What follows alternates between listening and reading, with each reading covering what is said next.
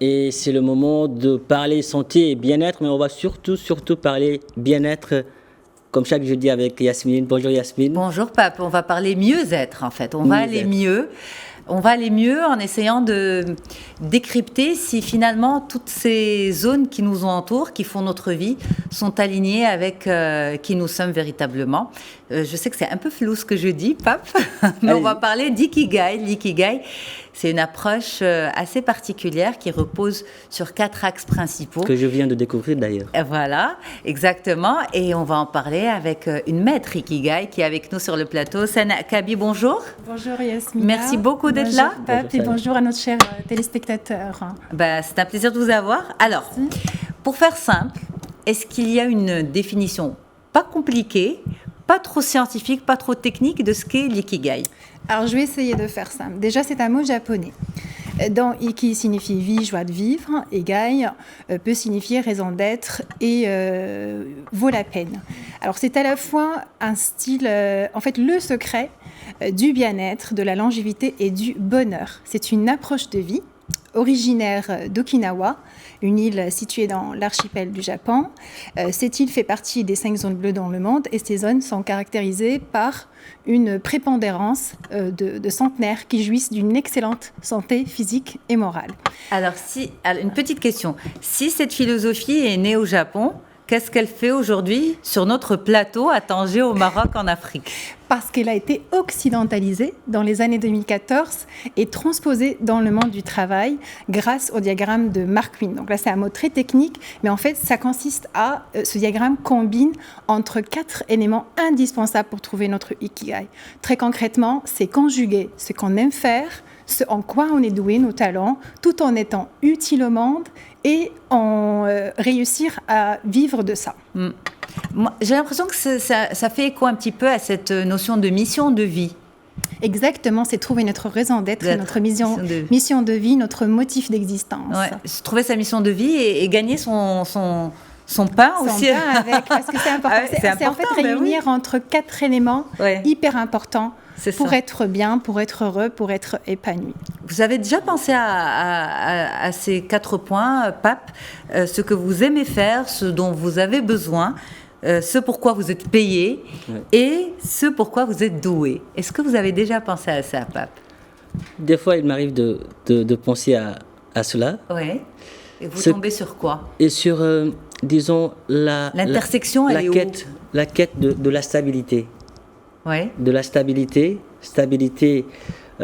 personnelle, professionnelle et spirituelle. Donc, les 3 réunis me permettent aujourd'hui de dire que voilà, c'est en quelque sorte ce qui fait mon ikigai, n'est-ce pas? C'est le cas en fait parfait, Pape. Je pense que vous avez tout compris. L'ikigai permet justement en fait de retrouver sérénité, de retrouver le bien-être, sa voie dans tous les domaines de sa vie, que ce soit professionnel ou personnel. C'est vraiment entretenir cette hygiène de vie à la fois physique, mentale, spirituelle, émotionnelle et toutes les dimensions du bien-être. Alors en fait, jusque-là, on a pu voir qu'est-ce que c'est. On sait à quoi ça sert. C'est pour trouver justement cet alignement. Mais alors, comment ça fonctionne? Comment on fait? Alors, comment on fait? C'est en fait, il faut savoir que chacun, en fait, a un ikigai. Nous avons tous un ikigai. Mais cela demande une exploration profonde de notre être. Cette exploration profonde, elle se fait grâce à des coachs spécialisés et maîtres en la matière, grâce à des méthodologies, des outils très performants qui permettent de répondre à des problématiques et des besoins de nos jours auprès des adultes, par exemple, pour leur sortir de leur mal-être, parfois qui frôlent ou qui sont dans le burn-out, pour trouver leur chemin et leur reconversion professionnelle, une voie qui leur correspond, auprès des entreprises, des RH ou lignes managériales pour améliorer la qualité de vie au travail. Parce qu'il y a un modèle en fait qui circule sur Internet, les 4 cercles qui s'imbriquent. Il y a ce modèle qui existe. Est-ce que n'importe qui peut prendre ce modèle et développer autour? Alors, n'importe qui n'est pas professionnel, c'est possible. Il y a des gens qui explorent leur ikigai de façon naturelle parce qu'ils ont une certaine intuition, une certaine connexion à eux-mêmes, mais ça demande du temps et des années. C'est d'ailleurs ce que j'ai fait, mais je l'ai fait en tant que coach. Donc, j'avais quand même mes outils, ma méthodologie en tant que coach et mes 20 années d'expérience qui m'ont facilité ceci. Donc, c'est possible seul, mais c'est plus compliqué. Est-ce qu'il y a une méthode? Absolue, non. Moi, par exemple, avec ma partenaire, nous avons mis un dispositif de Ikigai Academy qui permet d'accompagner pas à pas, que ce soit les entreprises, nos enfants qui sont pareils, parce que ça joue sur l'orientation scolaire. Ça permet de bâtir des projets d'études de nos enfants pour leur éviter de manière préventive de tomber dans les méandres des mauvaises orientations. Donc, cette Ikigai Academy, ça permet par exemple d'accompagner pas à pas les gens à trouver leur Ikigai, se connecter à eux-mêmes et le concrétiser.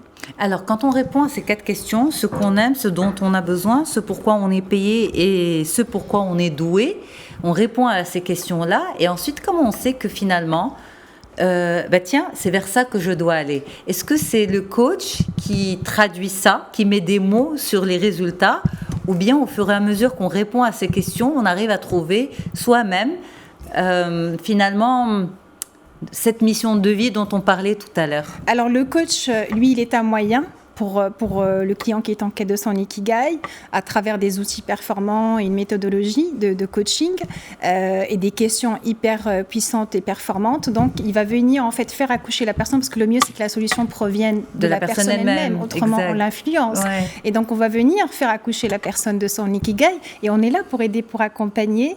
Et puis, par la suite, il est question de trouver l'intersection de ces 4 éléments-là et on va travailler aussi sur le business model, on va travailler sur le sens également. Et vous savez que pour ce qui est le sens, typiquement, le sens dans une étude de l'Observatoire marocain du bonheur, c'est ce qui est en tête de liste des 12 facteurs qui contribuent au bien-être au travail. Donc nous, on va être là comme experts pour l'accompagner, mais c'est à lui d'imaginer, d'innover, parce que l'ikigai, c'est aussi l'occasion pour chacun aujourd'hui d'innover, d'imaginer, de designer son job de demain, sachant qu'une étude américaine nous précise que 65% des jobs de 2030 n'existait pas pour cette étude d'attente. Absolument. Alors, oui, allez-y. Non, vas-y, Pape, quand même. La place aujourd'hui de l'activité physique, notamment dans cette quête qui permet de retrouver son Ikigai. Quelle est cette place de l'activité physique? Est-ce que le sport contribue à trouver son Ikigai? Bien sûr, parce qu'au-delà de ce diagramme, en fait, c'est une hygiène, en fait, c'est une approche et une hygiène des vies beaucoup plus large qui va traiter le physique à travers le sport, par exemple, à travers une bonne alimentation, à travers de l'exercice, pour combattre la sédentarité, etc. Il y a plein de bonnes pratiques et des règles d'or qui nous permettent, en fait, d'entretenir le physique. Et puis après, sur d'autres dimensions, par exemple, si je parle de la spiritualité, la méditation, la gratitude, et ce que je trouve génial en fait dans cette approche, et ce qui fait que ça me tienne à cœur de la promouvoir, c'est qu'elle est globale en fait. Elle va vraiment toucher à toutes les dimensions qui contribuent à notre bien-être, aussi bien la dimension financière, professionnelle, à travers justement le diagramme de Mark Wynne et le fait de bâtir un business model autour de ça. Alors ça, c'est bien aussi parce que l'accompagnement permet aussi de concrétiser, pas seulement de rêver son avenir, parce qu'on a beau rêver, voilà mon avenir idéal, voilà. Mais l'accompagner par un business plan, c'est vraiment voir ce que ça va donner sur le terrain, comment c'est faisable, est-ce que ça va, en quelque sorte, me faire vivre, est-ce que ça va me nourrir, est-ce que ça va me faire payer mes factures, etc. C'est terre à terre, en fait. Alors, c'est terre à terre, mais c'est cœur aussi, parce que c'est justement, contrairement à des bilans de compétences qui sont classiques et qui sont plutôt superflus et formels et très mentales, il nous permet de nous connecter vraiment à notre nature profonde, à notre cœur, pour vraiment nous connecter à nos talents, à ce qui nous tient vraiment à cœur, ce qui nous passionne, et mettre ça au profit du monde.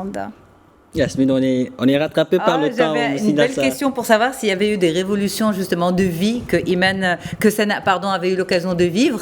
Rapidement, oui, non? La mienne. On aura l'occasion d'en reparler. Alors, merci infiniment, Sana Akabi. Vous êtes maître Ikigai et vous êtes également coach. Merci infiniment d'avoir fait le déplacement et d'être chez nous ici à Tanger. Je vous en prie, avec plaisir. Merci Pape. Merci à vous. En cœur, en plus.